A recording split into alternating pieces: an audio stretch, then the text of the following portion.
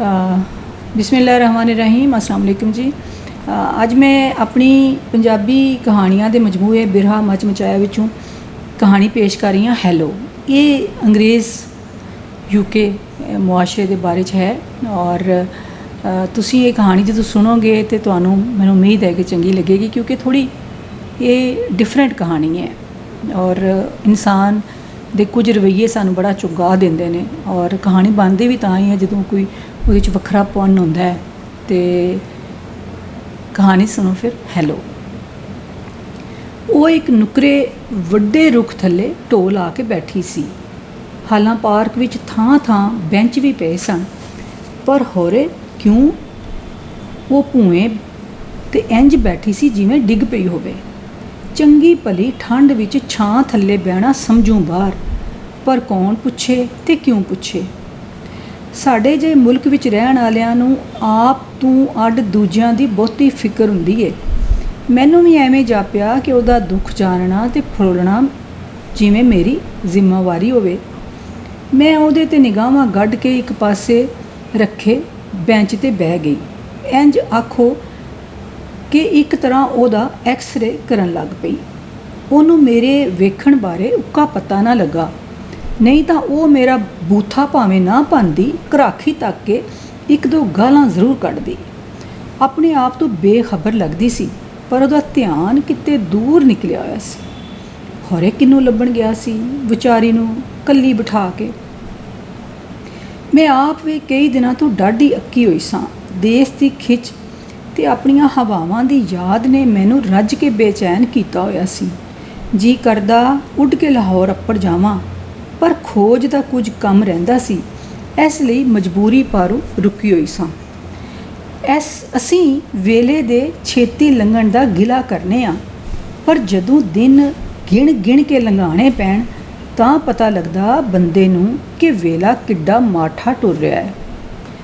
हफ्ते इतवार नूं लाइब्रेरी बंद हुंदी ते मैं अपने भतीजे भतीजी नाल इस पार्क विच आ बहिंदी। वो खेडते रहंदे ते मैं खुली हवा च साह लैके ताजगी महसूस करदी। कुछ चिर कंधां दे हबस ते वेड़े तो बगैर निक्के घरां तो छुटकारा भी लभ जांदा। उस दिन भी वो दोवें आपो विच रुझ गए ते मैं लुकाई दी भीड़ विचों किसे पछाण वाले मुखड़े नूं लभण लग पई जिहदे नाल गलबात कर सकां। पार्क विच जोड़े घट निक्के बाल ते उन्हां दे मापे बहुते हुंदे ने। मैं हर वारी दी तरह अज भी सोच रही सां, मैनू कल्ला बैठ के हुणे कोई जनानी कुड़ी या मुंडा मेरे कोल आके आखेगा, तुसी बहुत परेशान लग रहे हो, पाकिस्तान तो नवें आए हो, कुछ हफ्ते इंज ही हुंदा है, साडे नाल भी इंज ही होया सी। फिर मैं उहदे नाल अपने देश ते लोकां दीयां गल्लां करांगी, पर हर वारी की तरह किसे ना मेरा हाल पुछया ते ना मेरे वाल वेखण दा आर ही कीता। आलम लुहार की टुट्टी लत्त वांगू मैं निराश दिल नूं भुलाण लई लोकां दीयां आवाज़ां सुणन लग पई। सब रुझे हुए लोग झट घड़ी की वेल नूं रज के हंडा रहे सन, हस रहे सन ते बालां नाल बाल ही लग रहे सन। मैं बेंच ते बैठी अक गई ते टुरदी टुरदी पार्क के दूजे नुकरे वाल रेलिंग नाल ढोल आके खलो गई। रेलिंग दे नाल ही नीवीं थां ते कुछ जीवन दीयां उमंगां नाल भरे काले मुंडे कुड़ियां चीकां मारदे होए एक दूजे दे पिछे भज रहे सन। मैं नीज नाल उन्हां नूं वेखण लग पई। उन्हां विच भरे भरे जिस्म वाली मस्त ते सब तो अथरी कुड़ी जिहदी उम्र 16-17 वरे होनी है ने सब नूं अगे लाया होया सी, जद कि एक मुंडा जिहड़ा 14-15 वरियां दा होना है बहुत प्रेम नाल कुड़ी दे पिछे भज रहा सी। चैन चक कुड़ी ने उन्होंने जोर नाल धक्का दे के थल्ले सुटिया ते फिर छेती नाल सामने आके उहदे उत्ते सीधी लम्मी पै गई जिवें वो मंजी होवे। सिर उहदे सीने ते रखिया ते बाहां पिछां नूं करके उहदी धौण दवाले लवेट लईआं। मुंडे ने उहनूं अपणियां बाहां विच घुट के उहदे वालां नूं चुम्मिया। कुड़ी बार बार बेसुध हो के मुंडे दी बांह ते सिर टका दिंदी ते उहनूं चुम्मना शुरू कर दिंदा। बाली उम्र की बेख्तियार मुहब्बत के रंग उन्हां दे मुख ते अखां विचों डुल रहे सन। उन्हां दे बाकी बेली जिन्हां दी उमरां 10 या 10, 11 ਤੇ 12 ਵਰ੍ਹੇ ਦੇ ਨੇੜੇ ਸਨ। ਉਹਨਾਂ ਦੇ ਕੋਲ ਹੀ ਘਾਹ 'ਤੇ ਲੇਟੇ ਇੱਕ ਦੂਜੇ ਨਾਲ ਮਾਹੌਲ ਕਰਨ ਵਿੱਚ ਰੁੱਝੇ ਹੋਏ ਸਨ। ਉਹ ਉੱਕਾ ਇਸ ਕੁੜੀ ਮੁੰਡੇ ਵੱਲ ਨਹੀਂ ਵੇਖ ਰਹੇ ਸਨ।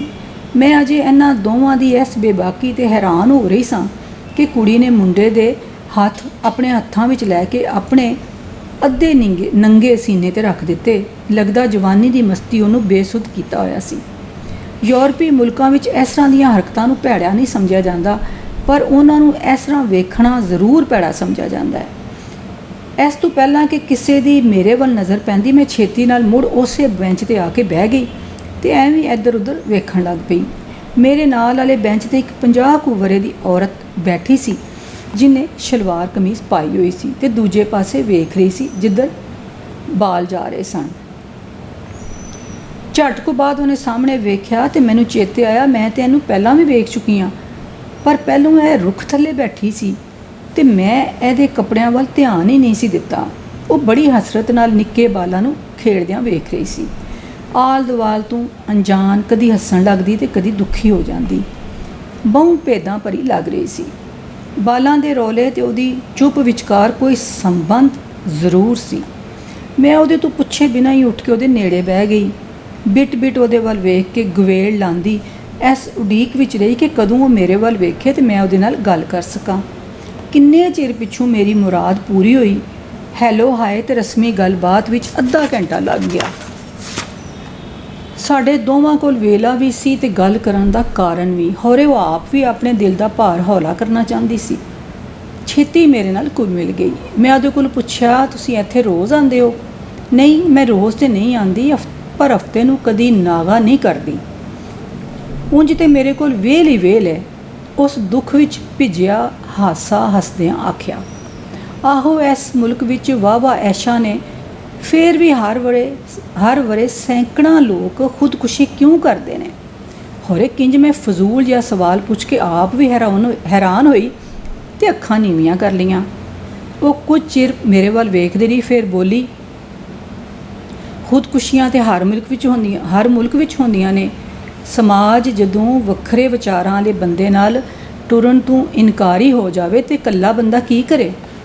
ਉਹ ਰੁਕ ਗਈ, ਫਿਰ ਬੋਲੀ, ਪਰ ਤੁਹਾਡੇ ਮੁਲਕ ਵਿੱਚ ਤੇ ਮਰਜ਼ੀ ਦਾ ਵਿਆਹ ਨਾ ਹੋਣ, ਮੈਰਿਟ ਤੇ ਨੌਕਰੀ ਨਾ ਲੱਭਣ, ਗਰੀਬੀ, ਗੈਰਤ ਤੇ ਘਰੇਲੂ ਝਗੜਿਆਂ ਕਾਰਨ ਮੌਤਾਂ ਹੁੰਦੀਆਂ ਨੇ, ਪਰ ਇੱਥੇ ਬੰਦਾ ਆਪਣੀ ਜ਼ਾਤ ਨਾਲ ਜੁੜੇ ਫੈਸਲੇ ਵਿੱਚ ਪੂਰੀ ਤਰ੍ਹਾਂ ਆਜ਼ਾਦ ਹੈ। ਫਿਰ ਵੀ ਇਹਦੀ ਖੁਸ਼ੀ ਬਹੁਤ ਥੋੜ੍ਹੀ ਹੈ। ਬੁਢਾਪੇ ਦੀ ਕੰਧ ਨੂੰ ਹੱਥ ਲਾਉਂਦਿਆਂ ਹੀ ਹਨੇਰਾ ਪੈ ਜਾਂਦਾ ਹੈ। ਬਾਲ ਆਪਣੀਆਂ ਮੰਜ਼ਿਲਾਂ ਦੀ ਭਾਲ ਵਿੱਚ ਨਿਕਲ ਜਾਂਦੇ ਨੇ। ਜੀਵਨ ਸਾਥੀ ਵੀ ਇੰਨਾ ਲੰਮਾ ਚਿਰ ਸਾਥ ਨਹੀਂ ਦਿੰਦੇ। ਫਿਰ ਚੁੱਪਚਾਨ ਰਹਿ ਜਾਂਦੀ ਏ। ਉਹਨੇ ਆ ਭਰੀ, ਹੁਣ ਤੇ ਮਸ਼ਰਕੀ ਮੁਲਕਾਂ ਵਿੱਚ ਵੀ ਬਾਲ ਮਾਪਿਆਂ ਨਾਲ ਘੱਟ ਹੀ ਰਹਿੰਦੇ ਨੇ। ਮੈਂ ਜਿਵੇਂ ਤਸੱਲੀ ਦਿੱਤੀ। ਮੈਂ ਗੱਲ ਵਧਾਉਂਦਿਆਂ ਆਖਿਆ, ਮੈਂ ਵੇਖਿਆ ਇੱਥੇ ਵੀ ਬਾਲ ਮਾਪਿਆਂ ਦੀ ਪਰਵਾਹ ਕਰਦੇ ਨੇ। ਮਾਪਿਆਂ ਦੇ ਹਵਾਲੇ ਨਾਲ ਮਿੱਥੇ ਦਿਨ ਬਹੁ ਗਰਮਜੋਸ਼ੀ ਨਾਲ ਮਨਾਏ ਜਾਂਦੇ ਨੇ। ਪਿਛਲੇ ਦਿਨਾਂ ਫਾਦਰਸ ਡੇ ਦੇ ਮੌਕੇ 'ਤੇ ਬਾਜ਼ਾਰ ਵਿੱਚ ਹਰ ਪਾਸੇ ਕਾਰਡ ਲੱਭਣ ਵਾਲਿਆਂ ਦੀ ਭੀੜ ਸੀ। ਆਹੋ, ਉਹ ਮਾਪੇ ਖੁਸ਼ਕਿਸਮਤ ਹੁੰਦੇ ਨੇ ਜਿਨ੍ਹਾਂ ਦੇ ਬੱਚੇ ਉਸ ਦਿਨ ਉਹਨਾਂ ਦੇ ਘਰ ਆ ਕੇ ਉਹਨਾਂ ਨੂੰ ਕਾਰਡ ਦਿੰਦੇ ਨੇ ਅਤੇ ਕੁਝ ਘੜੀਆਂ ਉਹਨਾਂ ਦੇ ਨਾਲ ਰਹਿੰਦੇ ਨੇ। ਨਹੀਂ ਤੇ ਬਹੁਤੇ ਤੇ ਡਾਕ ਰਾਹੀਂ ਕਾਰਡ 'ਤੇ 2-4 ਅੱਖਰ ਲਿਖ ਕੇ ਕੰਮ ਨਿਬੇੜ ਦਿੰਦੇ ਨੇ। ਪਰ ਇਹਦੇ ਵਿੱਚ ਵੱਡਿਆਂ ਦਾ ਵੀ ਕਸੂਰ ਹੈ। ਉਹ ਬਾਲਾਂ ਦੇ ਜਵਾਨ ਹੁੰਦਿਆਂ ਹੀ ਉਹਨਾਂ ਨੂੰ ਆਪ ਹਯਾਤੀ ਕਰਨ ਵੱਲ ਤੋਰ ਦਿੰਦੇ ਨੇ।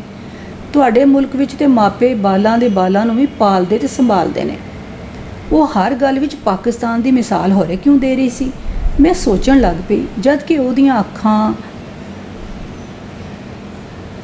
ਰੁੱਖਾਂ ਵਿੱਚ ਕਿਸੇ ਨੁਕਤੇ 'ਤੇ ਟਿਕ ਗਈਆਂ। ਮੈਨੂੰ ਲੱਗਾ ਜਿਵੇਂ ਉਹ ਜਿਸਮਾਨੀ ਤੌਰ 'ਤੇ ਮੇਰੇ ਨੇੜੇ ਬੈਠੀ ਸੀ, ਪਰ ਜ਼ਿਹਨੀ ਤੌਰ 'ਤੇ ਕਿਧਰੇ ਹੋਰ ਹੈ।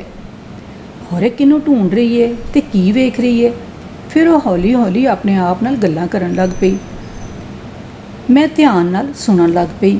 ਵਰ੍ਹਿਓਂ ਪਹਿਲੋਂ ਮੈਂ ਵੀ ਇਸ ਚੁੱਪਚਾਨ ਤੋਂ ਬਚਣ ਲਈ ਇੱਕ ਫੈਸਲਾ ਕੀਤਾ ਸੀ। ਮੈਂ ਇੱਕ ਪਾਕਿਸਤਾਨੀ ਨਾਲ ਵਿਆਹ ਕਰਦਿਆਂ ਬਸ ਇਹੋ ਸੋਚਿਆ ਸੀ ਕਿ ਮੈਂ ਆਪਣੇ ਆਪ ਨੂੰ ਬੁਢਾਪੇ ਦੇ ਇਕਲਾਪੇ ਅਤੇ ਸਨਾਟੇ ਤੋਂ ਬਚਾ ਲਿਆ ਹੈ। ਮੈਨੂੰ ਤੁਹਾਡਾ ਫੈਮਿਲੀ ਸਿਸਟਮ ਬਹੁਤ ਪਸੰਦ ਹੈ। ਸਾਰੇ ਰਲ ਮਿਲ ਕੇ ਰਹਿੰਦੇ ਨੇ, ਇੱਕ ਦੂਜੇ ਦਾ ਦੁੱਖ ਵੰਡਾਉਂਦੇ ਨੇ, ਬਜ਼ੁਰਗਾਂ ਨੂੰ ਸੋਸ਼ਲ ਸਿਕਿਉਰਿਟੀ ਅਤੇ ਤਕਦੀਰ ਦੇ ਸਹਾਰੇ ਨਹੀਂ ਛੱਡ ਦਿੰਦੇ, ਸਗੋਂ ਬੜੀ ਇੱਜ਼ਤ ਅਤੇ ਆਦਰ ਨਾਲ ਆਪਣੇ ਨਾਲ ਰੱਖਦੇ ਨੇ, ਉਹਨਾਂ ਦੀ ਵਡਿਆਈ ਕਾਇਮ ਰੱਖਦੇ ਨੇ। ਆਹੋ ਇਹ ਤੇ ਹੈ, ਮੈਂ ਉਹਦਾ ਹੌਸਲਾ ਵਧਾਉਣ ਤੇ ਹੀਣਾ ਹੋਣ ਤੋਂ ਬਚਾਉਣ ਲਈ ਆਖਿਆ, ਪਰ ਕਦੀ ਕਦੀ ਇਹ ਇਖਤਿਆਰ ਸਮਝੋ ਮਾਰਸ਼ਲ ਲਾ ਵੀ ਬਣ ਜਾਂਦਾ ਹੈ। ਵੱਡੇ ਨਿੱਕਿਆਂ ਨੂੰ ਬੋਲਣ ਹੀ ਨਹੀਂ ਦਿੰਦੇ। ਮੈਂ ਚੁੱਪ ਹੋਈ ਤੇ ਉਹ ਹੈਰਾਨੀ ਨਾਲ ਮੇਰੇ ਵੱਲ ਵੇਖ ਰਹੀ ਸੀ। ਮੈਂ ਬੇਧਿਆਨੀ 'ਚ ਆਪਣੇ ਤਜਰਬੇ ਬਿਆਨ ਕਰਨ ਲੱਗ ਪਈ, ਜਦ ਕਿ ਉਸ ਵੇਲੇ ਉਹ ਬਹੁਤ ਦੁਖੀ ਹੋ ਰਹੀ ਸੀ। ਇੱਕ ਨਿੱਕਾ ਜਿਹਾ ਬੱਚਾ ਫੁੱਟਬਾਲ ਖੇਡਦਿਆਂ ਸਾਡੇ ਕੋਲ ਆ ਗਿਆ। ਉਹ ਉਹਨੂੰ ਪਿਆਰ ਕਰਨ ਨੂੰ ਅੱਗੇ ਵਧੀ, ਪਰ ਬੱਚਾ ਉਹਦੇ ਵੱਲ ਵੇਖੇ ਬਿਨਾਂ ਹੀ ਫੁੱਟਬਾਲ ਚੁੱਕ ਕੇ ਭੱਜ ਗਿਆ। ਫਿਰ ਉਹ ਕਿੰਨਾ ਚਿਰ ਚੁੱਪ ਰਹੀ, ਜਿਵੇਂ ਗੱਲ ਦਾ ਸਿਰਾ ਲੱਭ ਰਹੀ ਹੋਵੇ। ਇੱਕ ਵਾਰੀ ਮੈਂ ਆਪਣੇ ਪੁੱਤਰ ਤੇ ਨੂੰਹ ਨੂੰ ਆਪਣੇ ਬਾਲਾਂ ਨਾਲ ਇੱਥੇ ਵੇਖਿਆ ਸੀ। ਉਹ ਸਾਹਮਣੇ ਰੁੱਖਾਂ ਵਿੱਚ ਵੇਖਦਿਆਂ ਹੋਇਆਂ ਜਿਵੇਂ ਆਪਣੇ ਆਪ ਨਾਲ ਗੱਲਾਂ ਕਰਦਿਆਂ ਹੋਏ ਬੋਲੀ, ਹਰ ਵਾਰੀ ਇਹੀ ਆਸ ਮੈਨੂੰ ਇੱਥੇ ਖਿੱਚ ਲਿਆਉਂਦੀ ਏ, ਹੋਰੇ ਉਹਨਾਂ ਨੂੰ ਵੇਖ ਸਕਾਂ। ਪਰ ਹੋਰੇ ਹੁਣ ਉਹ ਕਿਧਰੇ ਉੱਧਰ ਟੁਰ ਗਏ ਨੇ, ਉਹ ਇੱਧਰ ਕਿਉਂ ਨਹੀਂ ਆਉਂਦੇ? ਹੋਰੇ ਉਹ ਕੰਮਾਂ ਵਿੱਚ ਬਹੁਤੇ ਰੁੱਝ ਗਏ ਨੇ ਜਾਂ ਕਿਸੇ ਹੋਰ ਇਲਾਕੇ ਵਿੱਚ ਸ਼ਿਫਟ ਹੋ ਗਏ ਨੇ। ਉਹਦਾ ਜਵਾਬ ਟੁੱਟਵਾਂ ਸੀ, ਪਰ ਇਹ ਤੇ ਪਤਾ ਲੱਗਾ ਕਿ ਉਹਦੀ ਔਲਾਦ ਹੈ। ਅਲੀ ਅਹਿਮਦ ਤੇ ਮੈਂ ਕਲਾਸ ਫੈਲੋ ਸਾਂ। ਮੈਂ ਲੰਦਨ ਦੇ ਚੰਗੀ ਪਛਾਣ ਵਾਲੇ ਟੱਬਰ ਦੀ ਧੀ ਸਾਂ ਤੇ ਅਲੀ ਅਹਿਮਦ ਫੈਸਲਾਬਾਦ ਦੇ ਇੱਕ ਖਾਂਦੇ ਪੀਂਦੇ ਤੇ ਕਾਰੋਬਾਰੀ ਘਰਾਣੇ ਦਾ ਬਾਲ ਸੀ। ਉਹਦੀ ਸੂਰਤ, ਚਾਲ, ਗੱਲਬਾਤ, ਰੰਗ ਢੰਗ ਤੇ ਉਹਦਾ ਵਿਹਾਰ ਮੈਨੂੰ ਬਹੁਤ ਚੰਗਾ ਲੱਗਦਾ ਸੀ। ਸਾਡਾ ਸਾਥ ਬਹੁਤ ਛੇਤੀ ਗੂੜੀ ਯਾਰੀ ਵਿੱਚ ਬਦਲ ਗਿਆ। ਉਦੋਂ ਹਯਾਤੀ ਬਹੁਤ ਸੋਹਣੀ ਲੱਗਦੀ ਸੀ। ਯੂਨੀਵਰਸਿਟੀ ਵਿੱਚ ਸਾਰਾ ਵੇਲਾ ਨਾਲ ਲੰਘਾਉਂਦੇ, ਸਗੋਂ ਕਦੀ ਕਦੀ ਫਿਲਮ ਵੇਖਣ ਜਾਂ ਸੈਰ ਕਰਨ ਵੀ ਨਿਕਲ ਜਾਂਦੇ। ਸਾਡੀ ਦੋਸਤੀ ਜਜ਼ਬਾਤੀ ਦੀ ਥਾਂ ਸ਼ੌਰੀ ਪੱਧਰ ਦੀ ਸੀ। ਇਸ ਲਈ ਅਸਾਂ ਕਦੀ ਨੌਜਵਾਨ ਮੁੰਡੇ ਕੁੜੀਆਂ ਵਾਲੇ ਡਾਇਲਾਗ ਬੋਲੇ, ਨਾ ਉਮਰ ਦੇ ਬਾਇਓਲੋਜੀਕਲ ਅਸਰਾਤ ਹੇਠ ਆ ਕੇ ਜੀਬਾਂ ਜੱਫੀਆਂ ਪੱਪੀਆਂ ਵੱਲ ਟੁੱਕੇ। ਸਾਡੀ ਦੋਸਤੀ ਜਜ਼ਬਾਤੀ ਦੀ ਥਾਂ ਸ਼ੌਰੀ ਪੱਧਰ ਦੀ ਸੀ। ਇਸ ਲਈ ਅਸਾਂ ਕਦੀ ਨੌਜਵਾਨ ਮੁੰਡੇ ਕੁੜੀਆਂ ਵਾਲੇ ਡਾਇਲਾਗ ਬੋਲੇ, ਨਾ ਉਮਰ ਦੇ ਬਾਇਓਲੋਜੀਕਲ ਅਸਰਾਤ ਹੇਠ ਆ ਕੇ ਜੱਫੀਆਂ ਪੱਪੀਆਂ ਵੱਲ ਟੁੱਕੇ। ਸਗੋਂ ਤੈਨੂੰ ਹੈਰਾਨੀ ਹੋਵੇਗੀ ਕਿ ਅਸਾਂ ਵਿਆਹ ਦਾ ਫੈਸਲਾ ਵੀ ਉਸ ਦਿਨ ਕੀਤਾ ਜਦੋਂ ਯੂਨੀਵਰਸਿਟੀ ਵਿੱਚ ਅਸਾਂ ਅਖੀਰਲਾ ਦਿਨ ਲੰਘਾਇਆ। ਪਰ ਤੁਹਾਡੇ ਜ਼ਿਹਨ ਵਿੱਚ ਪਹਿਲਾਂ ਤੋਂ ਕੋਈ ਮਨਸੂਬਾ ਤੇ ਹੋਵੇਗਾ, ਮੈਂ ਪੁੱਛਿਆ। ਆਹੋ, ਸਾਡੀ ਦੋਸਤੀ ਐਡੀ ਗੂੜੀ ਸੀ ਕਿ ਅਸੀਂ ਇੱਕ ਦੂਜੇ ਨੂੰ ਚੰਗੀ ਤਰ੍ਹਾਂ ਜਾਣਨ ਲੱਗ ਪਏ ਸਾਂ ਤੇ ਇਹ ਹੀ ਮੁਹੱਬਤ ਹੁੰਦੀ ਏ। ਅਸਾਂ ਦੋਵਾਂ ਆਪਣੀ ਆਪਣੀ ਥਾਂ ਜੀਵਨ ਭਰ ਸਾਥ ਰਹਿਣ ਦਾ ਫੈਸਲਾ ਕਰ ਲਿਆ ਹੋਇਆ ਸੀ, ਬਸ ਐਲਾਨ ਕਰਨਾ ਬਾਕੀ ਸੀ। ਫਿਰ ਪਹਿਲ ਕਿੰਨੇ ਕੀਤੀ, ਮਤਲਬ ਪ੍ਰਪੋਜ਼ ਕਿੰਨੇ ਕੀਤਾ, ਮੈਂ ਪੁੱਛਿਆ। ਮੈਂ ਇਹ ਗੱਲ ਆਖਦਿਆਂ ਉਹ ਦਲੇਰੀ ਨਾਲ ਹੱਸੀ। ਤੇ ਅਲੀ ਅਹਿਮਦ ਦਾ ਰਵੱਈਆ ਕੀ ਸੀ, ਮੈਂ ਟੋਇਆ। ਉਹ ਖੁਸ਼ ਸੀ, ਕਿਉਂ ਜੇ ਉਹਨੇ ਬਾਅਦ ਵਿੱਚ ਮੈਨੂੰ ਦੱਸਿਆ ਕਿ ਉਹ ਤੇ ਪਹਿਲੋਂ ਹੀ ਮੈਨੂੰ ਬਹੁਤ ਚਾਹੁੰਦਾ ਸੀ, ਪਰ ਇਨਕਾਰ ਤੋਂ ਡਰਦਾ ਸੀ। ਇਹ ਤੇ ਉਹਨੂੰ ਪਤਾ ਸੀ ਕਿ ਮੈਂ ਵੀ ਉਹਨੂੰ ਚਾਹੁੰਦੀ ਹਾਂ, ਪਰ ਉਹਦਾ ਖਿਆਲ ਸੀ ਹੋਰੇ ਸ਼ਾਦੀ ਲਈ ਨਾ ਮੰਨਾਂ। ਝੱਲਾ ਜਾ ਨਾ ਹੋਵੇ, ਇਨਕਾਰ ਦਾ ਕੀ ਡਰ? ਅੱਛਾ, ਹੋਰੇ ਤੁਹਾਡੇ ਵੱਲ ਇੰਜ ਨਾ ਸੋਚਦੇ ਹੋਣ, ਪਰ ਸਾਡੇ ਵੱਲ ਇਨਕਾਰ ਦਾ ਡਰ ਹੁੰਦਾ ਏ। ਕਿਉਂ ਜੇ ਵੱਡੇ ਘਰਾਂ ਦੇ ਲੋਕਾਂ ਨੇ ਨਾ ਸੁਣਨਾ ਸਿੱਖਿਆ ਹੀ ਨਹੀਂ ਹੁੰਦਾ। ਮੈਂ ਫੇਰ ਆਪਣੀ ਕਹਿ ਕੇ ਬਹਿ ਗਈ, ਪਰ ਉਹ ਸਟਾਰਟ ਲੈ ਚੁੱਕੀ ਸੀ। ਆਖਣ ਲੱਗੀ, ਜਦੋਂ ਅਸੀਂ ਫੈਸਲਾ ਕਰ ਲਿਆ ਤੇ ਫਿਰ ਅਲੀ ਅਹਿਮਦ ਨੇ ਘਰ ਟੈਲੀਫੋਨ ਕਰਕੇ ਸਾਰੇ ਟੱਬਰ ਨੂੰ ਦੱਸ ਦਿੱਤਾ ਸੀ। ਉਹਨਾਂ ਪੁੱਤਰ ਦੇ ਫੈਸਲੇ ਨੂੰ ਮੰਨ ਕੇ ਸਾਨੂੰ ਛੇਤੀ ਆਉਣ ਦੀ ਸਲਾਹ ਦਿੱਤੀ। ਅਸੀਂ ਤੇ ਪਹਿਲੇ ਹੀ ਤਿਆਰ ਸਾਂ। ਅੱਛਾ, ਮੈਨੂੰ ਅਜੀਬ ਜਿਹੀ ਖੁਸ਼ੀ ਹੋਈ ਜਦੋਂ ਅਸੀਂ ਲਾਹੌਰ ਏਅਰਪੋਰਟ ਲੱਥੇ ਤੇ ਸਾਨੂੰ ਬਹੁਤ ਚੰਗੇ ਵਿਹਾਰ ਨਾਲ ਜੀ ਆਇਆਂ ਨੂੰ ਆਖਿਆ ਗਿਆ। ਫੈਸਲਾਬਾਦ ਵਿੱਚ ਸਾਡਾ ਵਿਆਹ ਹੋਇਆ।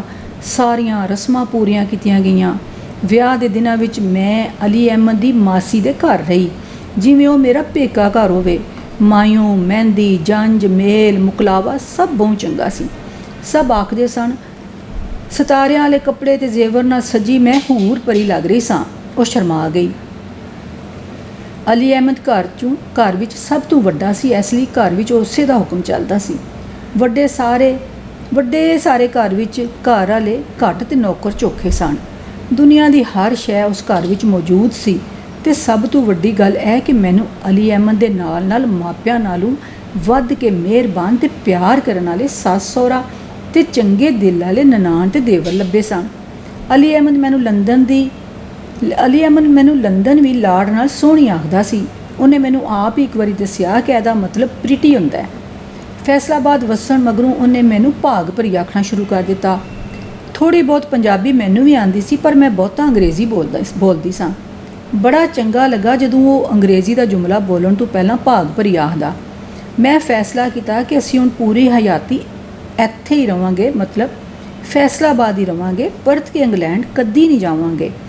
ਅਲੀ ਅਹਿਮਦ ਵੀ ਖੁਸ਼ ਦਿਸਦਾ ਸੀ, ਜਿਵੇਂ ਉਹ ਵੀ ਇਹੋ ਹੀ ਚਾਹੁੰਦਾ ਹੋਵੇ। ਅਲੀ ਅਹਿਮਦ ਨੇ ਪਿਓ ਦਾ ਕਾਰੋਬਾਰ ਸੰਭਾਲ ਲਿਆ। ਮੈਂ ਇੱਥੇ ਵੀ ਉਹਦੇ ਨਾਲ ਸਾਂ। ਅਸੀਂ ਦੋਵਾਂ ਬਿਜ਼ਨਸ ਐਡਮਿਨਿਸਟ੍ਰੇਸ਼ਨ ਦੀ ਪੜ੍ਹਾਈ ਕੀਤੀ ਹੋਈ ਸੀ। ਅਸਾਂ ਦਿਨੇ ਰਾਤੀ ਮਿਹਨਤ ਤੇ ਚੰਗੀ ਸਲਾਹਕਾਰੀ ਨਾਲ ਕਾਰੋਬਾਰ ਨੂੰ ਵਧਾਵਾ ਦਿੱਤਾ। ਵਿਆਹ ਦੇ 3 ਵਰ੍ਹੇ ਪਿੱਛੋਂ ਮੈਂ ਉਮੀਦ ਨਾਲ ਹੋਈ ਤੇ ਇੱਕ ਵਾਰ ਫੇਰ ਵਿਆਹ ਵਰਗੀਆਂ ਰਸਮਾਂ ਸ਼ੁਰੂ ਹੋ ਗਈਆਂ। ਖੁਦਾ ਨੇ ਮੈਨੂੰ ਜੁੜਵਾਂ ਪੁੱਤਰ ਦਿੱਤੇ ਤੇ ਜੀਵਨ ਜਿਵੇਂ ਨਵਿਆਂ ਰੰਗਾਂ ਵਿੱਚ ਢਲ ਗਿਆ। ਮੈਨੂੰ ਆਪਣੇ ਬਾਲਾਂ ਨਾਲ ਬਹੁਤ ਪਿਆਰ ਸੀ। ਉਹਨਾਂ ਦੀ ਦੇਖ ਰੇਖ ਤੇ ਪੜ੍ਹਾਈ ਨੂੰ ਮੈਂ ਆਪਣੀ ਜ਼ਿੰਮੇਵਾਰੀ ਬਣਾ ਲਿਆ। ਲੋਕ ਸਾਨੂੰ ਇੱਕ ਆਈਡੀਅਲ ਘਰਾਨਾ ਮੰਨਦੇ ਤੇ ਸਾਡੀਆਂ ਮਿਸਾਲਾਂ ਦਿੰਦੇ ਸਨ। ਅਲੀ ਅਹਿਮਦ ਉਹਦੇ ਘਰ ਵਾਲਿਆਂ ਮੈਨੂੰ ਕਦੀ ਕਿਸੇ ਸ਼ੈ ਦੀ ਥੋੜ ਨਾ ਹੋਣ ਦਿੱਤੀ। ਮੈਂ ਮਾਲਕਣ ਵਾਂਗ ਰਹਿੰਦੀ ਸਾਂ। ਅੱਛਾ, ਇਹ ਤਾਂ ਬਹੁਤ ਚੰਗੀ ਗੱਲ ਹੈ, ਮੈਂ ਖੁਸ਼ ਹੋ ਕੇ ਸਲਾਹਿਆ। ਇੱਕ ਹੋਰ ਗੱਲ, ਅਲੀ ਅਹਿਮਦ ਤੇ ਉਹਦੇ ਸਾਕਾਂ ਮੈਨੂੰ ਮਜ਼ਹਬ ਤਬਦੀਲ ਕਰਨ ਦਾ ਉੱਕਾ ਨਾ ਆਖਿਆ ਤੇ ਨਾ ਹੀ ਕਿਸੇ ਹੋਰ ਪਾਬੰਦੀ ਜਾਂ ਮਤ ਦਾ ਸ਼ੈਡਿਊਲ ਮੇਰੇ ਤੇ ਲਾਗੂ ਕੀਤਾ। ਪਰ ਮੈਂ ਉਹ ਹੀ ਕੁਝ ਕਰ ਰਹੀ ਸਾਂ ਜੋ ਉਹ ਚਾਹੁੰਦਾ ਸੀ, ਕਿਉਂ ਜੇ ਮੇਰੀ ਤੇ ਉਹਦੀ ਫਿਤਰਤ ਇੱਕੋ ਜਿਹੀ ਸੀ। ਸਾਡੀ ਸੋਚ ਤੇ ਅਮਲ ਵਿੱਚ ਬਹੁਤ ਸਾਂਝ ਸੀ। ਫਿਰ ਮੁਲਕ ਵਿੱਚ ਮਾਰਸ਼ਲ ਲੱਗ ਗਿਆ। ਹਰ ਗੱਲ ਤੇ ਅਮਲ ਉੱਤੇ ਮਜ਼ਹਬੀ ਠੇਕੇਦਾਰ ਫਤਵੇ ਦੇਣ ਲੱਗ ਪਏ। ਮੇਰੇ ਬਾਰੇ ਵੀ ਮੁਕਾਮੀ ਅਖਬਾਰਾਂ ਵਿੱਚ ਖਬਰਾਂ ਲੱਗਣ ਲੱਗ ਗਈਆਂ। ਮੇਰੇ ਤੇ ਕਾਫਰ ਤੇ ਕਿਸੇ ਲਾਬੀ ਲਈ ਕੰਮ ਕਰਨ ਦਾ ਇਲਜ਼ਾਮ ਲਾਇਆ ਗਿਆ। ਇਸ ਗੱਲ ਨੂੰ ਮੁੱਖ ਰੱਖ ਕੇ ਅਲੀ ਅਹਿਮਦ ਨੂੰ ਕਈ ਧਮਕੀਆਂ ਵੀ ਲੱਭੀਆਂ, ਜਿਹਦੇ ਕਾਰਨ ਮੈਨੂੰ ਘਰ ਵਿੱਚ ਹੀ ਬੰਦੀਵਾਨ ਬਣਨਾ ਪਿਆ। ਕਿੱਥੇ ਮੈਂ ਆਪ ਗੱਡੀ ਚਲਾ ਕੇ ਫੈਸਲਾਬਾਦ ਦੀਆਂ ਸੜਕਾਂ 'ਤੇ ਘੁੰਮਦੀ ਫਿਰਦੀ ਸਾਂ। ਕਦੀ ਬਾਲਾਂ ਨੂੰ ਸਕੂਲ ਲੈ ਜਾਂਦੀ, ਕਦੀ ਪਾਰਕ, ਕਦੀ ਬਾਜ਼ਾਰ ਲੈ ਜਾਂਦੀ ਤੇ ਕਿੱਥੇ ਮੇਰੇ ਲਈ ਕਈ ਬੰਦੂਕਾਂ ਵਾਲੇ ਪਹਿਰੇਦਾਰ ਰੱਖ ਲਏ ਗਏ। ਮੈਨੂੰ ਇਹ ਬੇਗਮਾਤੀ ਕਲਚਰ ਉੱਕਾ ਨਾ ਚੰਗਾ ਲੱਗਾ, ਪਰ ਆਪਣੀ ਜਾਨ ਨਾਲ ਚੋਖੀ ਆਪਣੇ ਬਾਲਾਂ ਦੀ ਫਿਕਰ ਅੱਗੇ ਮਜਬੂਰ ਹੋ ਗਈ ਤੇ ਇਹ ਸਭ ਕੁਝ ਬਰਦਾਸ਼ਤ ਕਰਨਾ ਪਿਆ। ਇੱਕ ਸ਼ਾਮ ਮੈਂ ਅਲੀ ਅਹਿਮਦ ਨੂੰ ਆਖਿਆ, ਅਸੀਂ ਬਾਲਾਂ ਦੇ ਚੰਗੇ ਮੁਸਤਕਬਲ ਤੇ ਪੜ੍ਹਾਈ ਲਈ ਕੁਝ ਵਰ੍ਹੇ ਇੰਗਲੈਂਡ ਨਾ ਟੁਰ ਜਾਈਏ। ਉਹਨੇ ਮੇਰੇ ਫੈਸਲੇ ਨੂੰ ਹੱਸ ਕੇ ਕਬੂਲ ਕੀਤਾ, ਜਿਵੇਂ ਉਹ ਵੀ ਇਹ ਹੀ ਚਾਹੁੰਦਾ ਹੋਵੇ, ਤੇ ਅਸੀਂ ਜਾਣ ਦੀ ਤਿਆਰੀ ਕਰਨ 'ਚ ਰੁੱਝ ਗਏ। ਮੁੜ ਇੰਗਲੈਂਡ ਕਦਮ ਜਮਾਉਣ ਵਿੱਚ ਸਾਨੂੰ ਚੋਖਾ ਵੇਰਾ ਨਾ ਲੱਗਾ। ਇੱਕ ਦਿਨ ਅਲੀ ਅਹਿਮਦ ਨੇ ਸ਼ਾਮ ਦੇ ਖਾਣੇ ਮਗਰੋਂ ਮੇਰੇ ਨਾਲ ਅਜੀਬ ਜਿਹੀ ਗੱਲ ਕੀਤੀ, ਜਿਹੜੀ ਉਹਦੀ ਫਿਤਰਤ ਨਾਲ ਮੇਲ ਨਹੀਂ ਸੀ ਖਾਂਦੀ। ਉਹਨੇ ਆਖਿਆ, ਮੇਰੇ ਯਾਰ ਬੇਲੀ ਹਮੇਸ਼ ਇੱਥੇ ਦੀ ਪੁਰਾਣੀ ਕਹਾਵਤ ਮੈਨੂੰ ਸੁਣਾ ਕੇ ਮੇਰੇ ਦਿਲ ਵਿੱਚ ਸ਼ੱਕ ਪੈਦਾ ਕਰਦੇ ਨੇ। ਉਹ ਹੀ 3W ਵਾਲੀ। ਮੈਨੂੰ ਬੜਾ ਦੁੱਖ ਲੱਗਾ। ਮੈਨੂੰ ਗੁੱਸੇ ਵਿੱਚ ਵੇਖ ਕੇ ਅਲੀ ਅਹਿਮਦ ਆਖਣ ਲੱਗਾ, ਮੈਨੂੰ ਤੇਰੇ ਤੇ ਬਹੁਤ ਇਤਬਾਰ ਹੈ, ਪਰ ਇਹ ਵੀ ਹਕੀਕਤ ਹੈ ਕਿ ਹਰ ਸ਼ੈ ਆਪਣੀ ਅਸਲ ਵੱਲ ਜ਼ਰੂਰ ਪਰਤਦੀ ਹੈ। ਮੈਂ ਤੇਰੇ ਤੇ ਕੋਈ ਪਹਿਰਾ ਨਹੀਂ ਲਾਉਣਾ ਚਾਹੁੰਦਾ, ਪਰ ਬਸ ਦੁਆ ਕਰਨਾ ਮੇਰੇ ਖਦਸ਼ੇ ਕੂੜ ਸਾਬਤ ਹੋਣ। ਅਸੀਂ ਕਦੀ ਵੱਖ ਨਾ ਹੋਈਏ, ਹਮੇਸ਼ ਸਾਥ ਰਹੀਏ, ਕੋਈ ਸਾਡੇ ਵਿਚਕਾਰ ਨਾ ਆਵੇ। ਉਸ ਰਾਤ ਪਹਿਲੀ ਵਾਰੀ ਮੇਰੀ ਤੇ ਅਲੀ ਅਹਿਮਦ ਦੀ ਚੰਗੀ ਭਲੀ ਤੂੰ ਮੈਂ ਹੋਈ। ਸਗੋਂ ਇਹ ਸਭ ਕੁਝ ਮੈਂ ਹੀ ਕਰ ਰਹੀ ਸਾਂ। ਉਹ ਤੇ ਚੁੱਪ ਚਪੀਤਾ ਸੁਣ ਰਿਹਾ ਸੀ। ਮੈਨੂੰ ਬਹੁਤ ਦੁੱਖ ਸੀ ਕਿ ਇੰਨੇ ਵਰਿਆਂ ਦੇ ਸਾਥ ਮਗਰੋਂ ਉਹਨੇ ਇਸ ਤਰ੍ਹਾਂ ਕਿਉਂ ਸੋਚਿਆ। ਮੈਂ ਉਹਨੂੰ ਰਵਾਇਤੀ ਸੋਚ ਤੇ ਤਰੱਕੀ ਪਜ਼ੀਰ ਮੁਆਸ਼ਰੇ ਦੇ ਮਰਦ ਹੋਣ ਦੇ ਕਈ ਉਹ ਮੇਣੇ ਵੀ ਮਾਰੇ, ਜਿਹੜੇ ਉਹਦੀ ਸੋਚ ਤੇ ਅਮਲ ਵਿੱਚ ਕਦੀ ਨਜ਼ਰ ਨਹੀਂ ਸਨ ਹੋਏ। ਵੇਲਾ ਛਾਲਾਂ ਮਾਰਦਾ ਅਗਾਂ ਦੌੜਦਾ ਰਿਹਾ। ਬੱਚੇ ਕਾਲਜ ਅੱਪੜ ਗਏ। ਕਦੀ ਮੈਂ ਅੱਕ ਜਾਂਦੀ, ਲੱਗਦਾ ਹਯਾਤੀ ਫਿੱਕੀ ਹੋ ਗਈ ਏ। ਅਹਿਮਦ ਦੇ ਕਾਰੋਬਾਰ ਤੇ ਬਾਲਾਂ ਦੀਆਂ ਆਪਣੀਆਂ ਰੁੱਝਾਂ ਕਾਰਨ ਮੈਂ ਇਕੱਲੀ ਹੋ ਗਈ ਸਾਂ। ਘਰ ਵਿੱਚ ਵੀ ਮੇਰੇ ਤੋਂ ਅੱਡ ਹੋਰ ਕੋਈ ਨਹੀਂ ਸੀ ਜਿਹਦੇ ਨਾਲ ਝੱਟ ਗੱਲ ਹੀ ਕਰ ਸਕਾਂ। ਹੌਲੀ ਹੌਲੀ ਮੈਂ ਆਪਣੇ ਪੁਰਾਣੇ ਮਿਲਣ ਜੁਲਣ ਵਾਲਿਆਂ ਨਾਲ ਮੇਲ ਜੋਲ ਵਧਾ ਦਿੱਤਾ। ਅਲੀ ਅਹਿਮਦ ਨੇ ਕਦੀ ਮੈਨੂੰ ਠਾਕਿਆ ਨਾ ਕੋਈ ਨਸੀਹਤ ਕੀਤੀ। ਫਿਰ ਇੱਕ ਦਿਨ ਇੱਕ ਮਹਿਫਲ ਵਿੱਚ ਮੈਂ ਵੇਲੇ ਤੋਂ ਪਹਿਲਾਂ ਅੱਪੜ ਗਈ। ਘਰ ਵਾਲੇ ਤਿਆਰੀਆਂ ਵਿੱਚ ਰੁੱਝੇ ਸਨ। ਮੈਂ ਇਕੱਲੀ ਬੈਠੀ ਕੰਧ 'ਤੇ ਟੰਗੀਆਂ ਹੋਈਆਂ ਮੂਰਤਾਂ ਵੇਖ ਰਹੀ ਸਾਂ ਕਿ ਇੱਕ ਜਾਣੀ ਪਛਾਣੀ ਆਵਾਜ਼ ਨੇ ਮੈਨੂੰ ਹੈਰਾਨ ਕਰ ਦਿੱਤਾ। ਮੈਨੂੰ ਲੱਗਾ ਮੇਰੀ ਪਿਛਲੀ ਹਯਾਤੀ ਇੱਕ ਗੂੜੀ ਨੀਂਦਰ ਸੀ। ਮੈਂ ਹੁਣ ਹੀ ਜਾਗੀ ਹਾਂ ਤੇ ਇਹ ਹੀ ਅਸਲ ਹੈ। ਉਹਨੇ ਕੀ ਆਖਿਆ, ਮੈਂ ਪੁੱਛਿਆ। ਉਹਨੇ ਬੜੇ ਪਿਆਰ ਨਾਲ ਸਗੋਂ ਗਾਣ ਦੇ ਅੰਦਾਜ਼ ਵਿੱਚ ਹੈਲੋ ਆਖਿਆ। ਉਹ ਕੌਣ ਸੀ? ਉਹ ਪੀਟਰ ਸੀ, ਮੇਰੇ ਸਕੂਲ ਤੇ ਕਾਲਜ ਦਾ ਕਲਾਸ ਫੈਲੋ। ਇੱਕ ਵੇਲੇ ਅਸੀਂ ਚੰਗੇ ਦੋਸਤ ਵੀ ਰਹਿ ਚੁੱਕੇ ਸਾਂ। ਜੇਕਰ ਅਲੀ ਅਹਿਮਦ ਨਾ ਆਉਂਦਾ ਤਾਂ ਖੌਰੇ ਸ਼ਾਦੀ ਵੀ ਕਰ ਲੈਂਦੇ ਜਾਂ ਇਕੱਠੇ ਰਹਿਣਾ ਸ਼ੁਰੂ ਕਰ ਦਿੰਦੇ। ਮਤਲਬ ਉਹਨੂੰ ਵੇਖ ਕੇ ਪੁਰਾਣੀ ਮੁਹੱਬਤ ਜਾਗ ਪਈ। ਮੈਂ ਪੁੱਛਿਆ, ਆਹੋ ਉਹਨੇ ਜਿੰਨੀ ਚਾਹਤ ਨਾਲ ਹੈਲੋ ਆਖਿਆ ਸੀ, ਹੋਰੇ ਮੈਂ ਅੰਦਰੋਂ ਕਦੋਂ ਦੀ ਇਸ ਅੱਖਰ ਦੀ ਉਡੀਕ ਵਿੱਚ ਸਾਂ। ਬਹੁਤ ਚੰਗਾ ਲੱਗਾ। ਮੈਂ ਉੱਡਣ ਲੱਗ ਪਈ। ਵੱਖਰੀ ਜਿਹੀ ਖੁਸ਼ੀ ਦੇ ਨਾਲ ਹਯਾਤੀ ਦਾ ਨਵਾਂ ਰੰਗ ਮੇਰੇ ਆਲ ਦੁਆਲ ਖਿਲਰ ਗਿਆ। ਉਹਦੇ ਇੱਕ ਅੱਖਰ ਤੇ ਆਵਾਜ਼ ਨੇ ਮੇਰੇ ਜਜ਼ਬਿਆਂ ਤੇ ਵਿਚਾਰਾਂ ਨੂੰ ਮੁੜ ਪਿਛਾਂ ਧੱਕ ਦਿੱਤਾ। ਮੇਰੇ ਵੱਸ ਵਿੱਚ ਕੁਝ ਨਾ ਰਿਹਾ। ਮੈਂ ਦੌੜ ਕੇ ਨਹੀਂ, ਉੱਡ ਕੇ ਉਹਦੇ ਵੱਲ ਵਧੀ ਤੇ ਉਹਨੇ ਮੈਨੂੰ ਬਾਹਾਂ ਵਿੱਚ ਲੈ ਲਿਆ। ਸਾਨੂੰ ਪਾਰਟੀ ਯਾਦ ਹੀ ਨਾ ਰਹੀ। ਸਦੀਆਂ ਦੇ ਤਰਿਆਏ ਇੱਕ ਦੂਜੇ ਨੂੰ ਵੇਖੀ ਜਾ ਰਹੇ ਸਾਂ। ਫਿਰ ਅਸੀਂ ਨਾਲ ਹੀ ਬਾਰ ਵਿੱਚ ਟੁਰ ਗਏ। ਬੜੇ ਦਿਨਾਂ ਮਗਰੋਂ ਮੈਂ ਇੱਕ ਦੋ ਪੈਗ ਅੰਦਰ ਸੁੱਟੇ। ਜੀਵਨ ਦਾ ਸਵਾਦ ਹੀ ਬਦਲ ਗਿਆ ਸੀ। ਬੱਚੇ ਵੀ ਯਾਦ ਨਾ ਰਹੇ। ਮੈਂ ਪੁੱਛਿਆ, ਨਾ, ਕੁਝ ਵੀ ਯਾਦ ਨਾ ਰਿਹਾ। ਉਹ ਸਾਰਾ ਅਰਸਾ ਸਮਝੋ ਮਾਈਨਸ ਹੋ ਗਿਆ। ਮੈਨੂੰ ਭੁੱਲ ਗਿਆ ਕਿ ਮੈਂ ਕਦੀ ਪਾਕਿਸਤਾਨ ਵੀ ਗਈ ਸਾਂ। ਅਲੀ ਅਹਿਮਦ ਦੇ 2-3 ਫੋਨ ਆਏ। ਉਹ ਇਸ ਲਈ ਪਰੇਸ਼ਾਨ ਸੀ ਕਿ ਕਿਧਰੇ ਮੇਰੀ ਗੱਡੀ ਤੇ ਖਰਾਬ ਨਹੀਂ ਹੋ ਗਈ ਜਾਂ ਵੱਜ ਗਈ, ਜਿਹੜੀ ਕੁਝ ਦਿਨਾਂ ਤੋਂ ਤੰਗ ਕਰ ਰਹੀ ਸੀ। ਹੋਰੇ ਵਾਸ਼ ਹੋਣ ਵਾਲੀ ਸੀ। ਮੈਂ ਉਹਨੂੰ ਦੱਸਿਆ ਮੈਂ ਹੈਰ ਨਾਲ ਹਾਂ ਤੇ ਪੀਟਰ ਨਾਲ ਹਾਂ। ਮੇਰੀ ਆਵਾਜ਼ ਤੇ ਬਾਹਰ ਦੇ ਰੌਲੇ ਤੋਂ ਉਹ ਅੱਗੋਂ ਦੀ ਸਾਰੀ ਕਹਾਣੀ ਆਪੇ ਸਮਝ ਗਿਆ। ਸਾਰੀ ਉਮਰ ਉਹਨੇ ਇਹ ਹੀ ਕੀਤਾ। ਕੀ ਮੈਂ ਟੋਕਿਆ? ਪੂਰੀ ਗੱਲ ਸੁਣੇ ਬਗੈਰ ਤੇ ਬਹਿਸ ਕੀਤੇ ਬਾਅਦ ਜਾਣ ਲੈਂਦਾ ਤੇ ਮੰਨ ਜਾਂਦਾ। ਅੱਛਾ, ਉਸ ਦਿਨ ਵੀ ਉਹਨੇ ਮੇਰੇ ਆਖੇ ਬਿਨਾਂ ਮੇਰੇ ਦਿਲ ਦੀ ਗੱਲ ਬੁੱਝ ਲਈ। ਫਿਰ ਉਹਨੇ ਕੀ ਆਖਿਆ? ਉਹ ਕੁਝ ਨਾ ਬੋਲਿਆ। ਨਾ ਮੇਰੇ ਨਾਲ ਰੁੱਸਿਆ, ਨਾ ਮੈਨੂੰ ਰੋਕਿਆ, ਨਾ ਛੇਤੀ ਆਉਣ ਦੀ ਸਲਾਹ ਦਿੱਤੀ। ਬਸ ਇਹ ਪੁੱਛਿਆ, ਆਪਣੀਆਂ ਸ਼ੈਵਾਂ ਲੈਣ ਹੁਣ ਆਵੇਂਗੀ ਕਿ ਕੱਲ੍ਹ? ਮੈਂ ਆਖਿਆ, ਹੁਣ ਹੀ ਆਵਾਂਗੀ, ਕੁਝ ਚਿਰ ਮਗਰੋਂ। ਹੁਣ ਮੈਂ ਉਸ ਘਰ ਰਹਿ ਕੇ ਕੀ ਕਰਨਾ ਸੀ? ਇਸ ਲਈ ਮੈਂ ਪੀਟਰ ਦੇ ਨਾਲ ਹੀ ਘਰ ਅਪੜੀ। ਅਲੀ ਅਹਿਮਦ ਦੇ ਨਾਲ ਬੱਚੇ ਵੀ ਜਾਗ ਰਹੇ ਸਨ। ਅਲੀ ਅਹਿਮਦ ਦਾ ਚਿਹਰਾ ਬੇਤਾਸਰ ਸੀ, ਪਰ ਬੱਚੇ ਨਫ਼ਰਤ ਨਾਲ ਮੈਨੂੰ ਘੂਰ ਕੇ ਦੂਜੇ ਕਮਰੇ ਵਿੱਚ ਟੁਰ ਗਏ। ਟੁਰਦੇ ਮੈਂ ਮੁੜ ਕੇ ਅਲੀ ਅਹਿਮਦ ਦੀਆਂ ਅੱਖਾਂ ਵਿੱਚ ਵੇਖਿਆ। ਉੱਥੇ ਅਜੀਬ ਜਿਹਾ ਹਾਸਾ ਤੇ ਨਮੋਸ਼ੀ ਸੀ। ਉਹਦੇ ਮੁਖ ਤੇ ਮੈਨੂੰ ਕੋਈ ਡਰ ਜਾਂ ਪਛਤਾਵਾ ਨਾ ਦਿਸਿਆ। ਹੋਰੇ ਮੈਂ ਉਹਨੂੰ ਆਜ਼ਾਦ ਕਰ ਦਿੱਤਾ ਸੀ। ਉਹਨੇ ਵੀ ਕਰ ਦਿੱਤਾ ਹੋਣਾ। ਮੈਂ ਤਲਾਕ ਦਾ ਲਫ਼ਜ਼ ਨਾ ਵਰਤਦਿਆਂ ਉਹੀ ਗੱਲ ਪੁੱਛੀ। ਆਹੋ, ਉਹਨੇ ਮੈਨੂੰ ਦਿਲੋਂ ਤੇ ਉਸੇ ਵੇਲੇ, ਪਰ ਸਰਕਾਰੀ ਤੌਰ ਤੇ ਕਦੀ ਆਜ਼ਾਦ ਨਾ ਕੀਤਾ।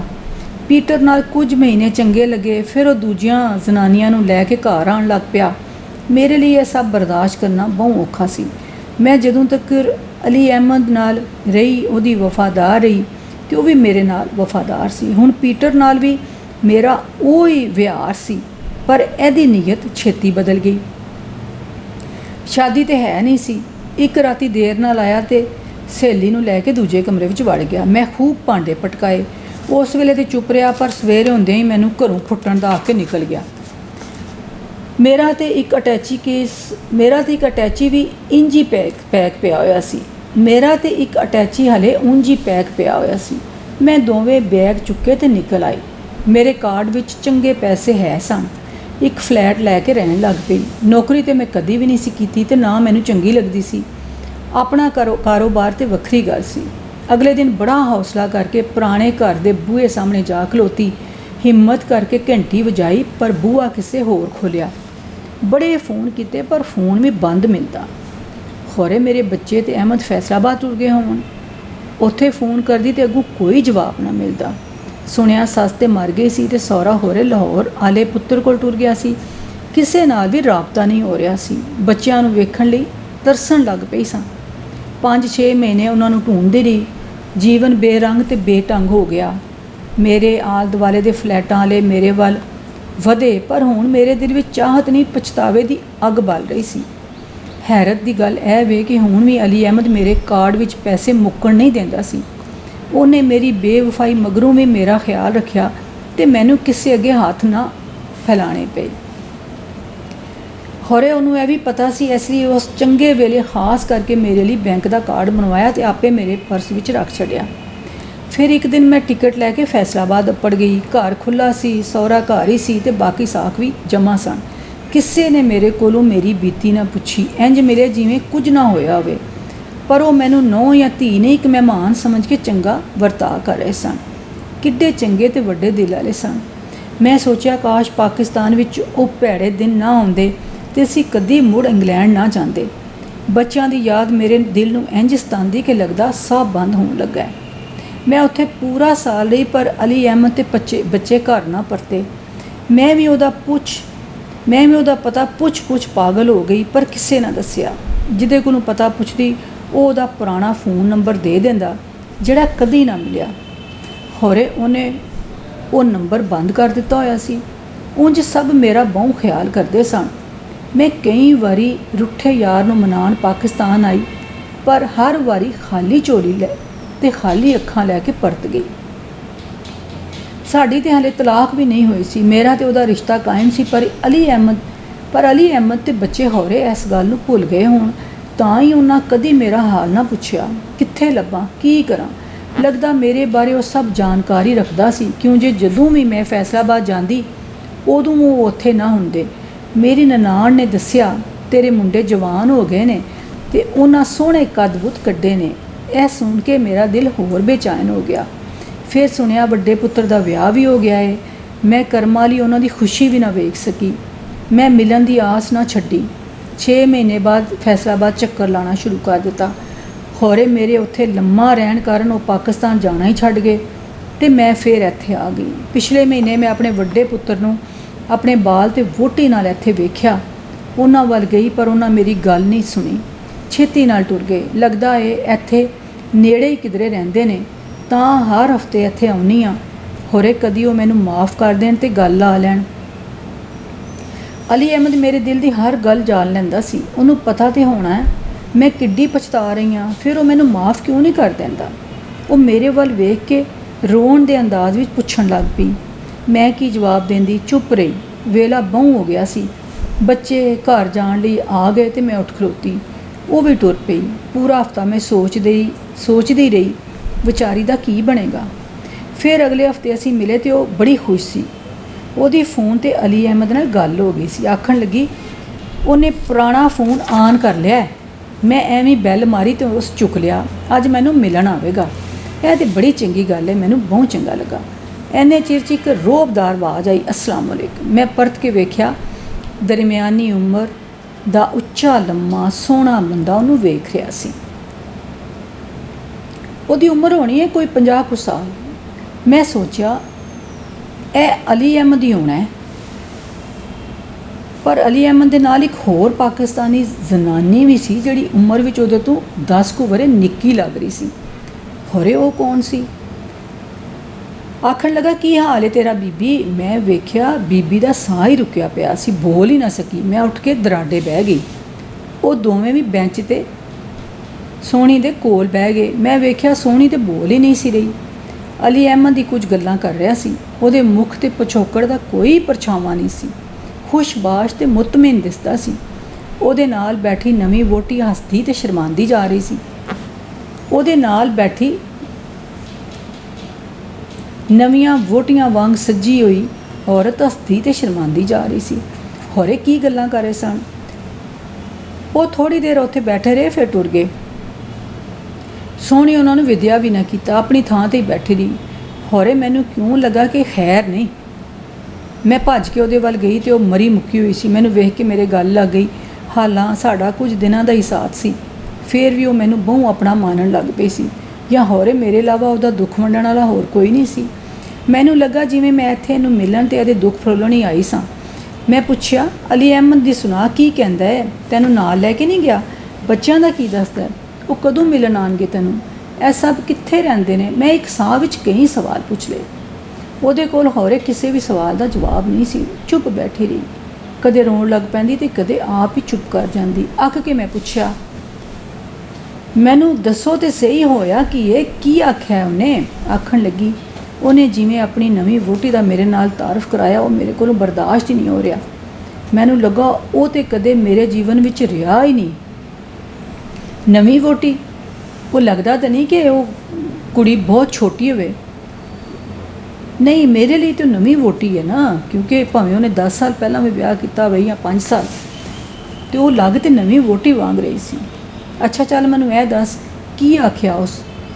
ਬੜੀ ਬੇਪਰਵਾਹੀ ਨਾਲ ਉਸ ਜ਼ਨਾਨੀ ਵੱਲ ਇਸ਼ਾਰਾ ਕਰਕੇ ਮੈਨੂੰ ਆਖਿਆ, ਇਹ ਮੇਰੀ ਵਹੁਟੀ ਏ, ਤੈਨੂੰ ਮਿਲਣਾ ਚਾਹੁੰਦੀ ਸੀ। ਅਸੀਂ 1 ਮਹੀਨੇ ਲਈ ਕੱਲ੍ਹ ਹੀ ਇੱਥੇ ਆਪਣੇ ਹਾਂ। ਅਸਲ ਵਿੱਚ ਨਿੱਕੀ ਪੋਤਰੀ ਨੂੰ ਵੇਖਣ ਆਏ ਹਾਂ। ਉਸ ਜਾਣ ਕੇ ਆਪਣੇ ਨਾ ਮਿਲਣ ਦੀ ਵਜ੍ਹਾ ਦੱਸ ਕੇ ਮੈਨੂੰ ਹੀਣਾ ਕੀਤਾ। ਮੈਂ ਉਹਦੀਆਂ ਅੱਖਾਂ ਵਿੱਚ ਵੇਖਦੀ ਰਹਿ ਗਈ। ਅੱਜ ਮਿਲਿਆ ਵੀ ਤੇ ਵਹੁਟੀ ਦੀ ਫਰਮਾਇਸ਼ 'ਤੇ। ਵਾਹ ਮੇਰਿਆ ਰੱਬਾ, ਉਹਦੇ ਮੁਖ ਤੇ ਗੱਲਬਾਤ ਵਿੱਚ ਲੰਘੇ ਵੇਲੇ ਦਾ ਕੋਈ ਰੰਗ, ਕੋਈ ਜਜ਼ਬਾ, ਕੁਝ ਵੀ ਨਹੀਂ ਸੀ। 15 ਵਰ੍ਹੇ ਇਕੱਠੇ ਗੁਜ਼ਾਰੇ, ਸਭ ਡਿਲੀਟ ਕਰ ਦਿੱਤੇ ਉਸ। ਮੈਂ ਤੇ ਇਹ ਵੀ ਨਾ ਆਖ ਸਕੀ ਕਿ ਬੱਚਿਆਂ ਨੂੰ ਮਿਲਵਾ ਦੇ। ਉਹਨੇ ਬਸ ਇਹ ਹੀ ਪੁੱਛਿਆ, ਕੋਈ ਕੁਝ ਚਾਹੀਦਾ ਤੇ ਨਹੀਂ? ਮੈਂ ਕੀ ਆਖਦੀ, ਓਪਰੀ ਹੋ ਗਈ ਸਾਂ। ਉਹਨੇ ਦਿਲੋਂ ਕੱਢ ਦਿੱਤਾ ਸੀ ਤੇ ਫੇਰ ਕੀ ਮੰਗਦੀ?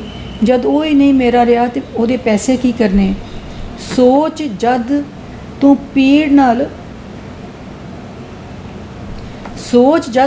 ਪੀਟਰ ਨਾਲ ਗਈ ਹੋਣੀ, ਉਹਨੇ ਵੀ ਇੰਝ ਹੀ ਮਹਿਸੂਸਿਆ ਹੋਣਾ। ਮੈਂ ਉਹਦਾ ਦੁੱਖ ਹਲਕਾ ਕਰਨ ਲਈ ਆਖਿਆ, ਨਹੀਂ, ਉਹ ਤੇ ਚੰਗਾ ਭਲਾ ਸੀ। ਕੀ ਉਹ ਖੁਸ਼ ਸੀ? ਨਹੀਂ, ਖੁਸ਼ ਤੇ ਨਹੀਂ ਸੀ, ਪਰ ਕਾਇਮ ਦਾਇਮ ਸੀ। ਬਾਹਰੋਂ ਮੈਂ ਟੋਕਿਆ, ਖੌਰੇ ਆਖਰ ਉਸ ਆਪਣੇ ਆਪ ਨੂੰ ਸੰਭਾਲ ਲਿਆ ਹੋਣਾ ਤੇ ਉਹ ਵੀ ਆਪਣੀ ਅਸਲ ਵੱਲ ਪਰਤ ਗਿਆ ਹੋਣਾ। ਫਿਰ ਜਿੰਨੀ ਦੇਰ ਮੈਂ ਉੱਥੇ ਰਹੀ, ਉਹ ਮੈਨੂੰ ਮੁੜ ਨਜ਼ਰ ਹੀ ਨਾ ਪਈ। ਮੈਂ ਪਾਕਿਸਤਾਨ ਆਉਣ ਲੱਗੀ ਤੇ ਐਵੇਂ ਉਹਦਾ ਨੰਬਰ ਘੁਮਾ ਦਿੱਤਾ। ਅੱਗੋਂ ਅਲੀ ਅਹਿਮਦ ਨੇ ਚੁੱਕਿਆ। ਮੈਂ ਖੁਸ਼ ਹੋਈ, ਚਲੋ ਸੁਲ੍ਹਾ ਹੋ ਗਈ। ਪਰ ਉਹਦੇ ਅੱਖਰਾਂ ਤੇ ਮੇਰਾ ਤਰਾਹ ਕੱਢ ਦਿੱਤਾ। ਆਖਣ ਲੱਗਾ, ਹੁਣ ਉਹ ਇਸ ਦੁਨੀਆ ਵਿੱਚ ਨਹੀਂ। ਇੱਕ ਦਿਹਾੜੇ ਪਾਰਕ ਵਿੱਚ ਹੀ ਹਾਰਟ ਫੇਲ ਹੋ ਗਿਆ ਸੀ ਉਹਦਾ। ਚਲੋ ਚੰਗਾ ਹੋਇਆ ਕੈਦ ਮੁੱਕੀ। ਹੋਰੇ ਕਿੰਜ ਮੇਰੇ ਮੂੰਹ ਨਿਕਲਿਆ। ਮੈਂ ਸੋਚਦੀ ਰਹੀ, ਵੇਲਾ ਬੜਾ ਜ਼ਾਲਮ ਹੈ। ਹਰ ਵਾਰੀ ਉਹ ਉਹੀ ਆਵਾਜ਼ ਨਹੀਂ ਦਿੰਦਾ ਜਿਹੜੀ ਸਾਡਾ ਦਿਲ ਸੁਣਨਾ ਚਾਹੁੰਦਾ ਹੈ, ਤੇ ਕਿਰਦਾਰ ਉਹਦੇ ਤੋਂ ਵੀ ਜ਼ਾਲਮ ਜਿਹੜੇ ਮਾफ़ ਹੀ ਨਹੀਂ ਕਰਦੇ।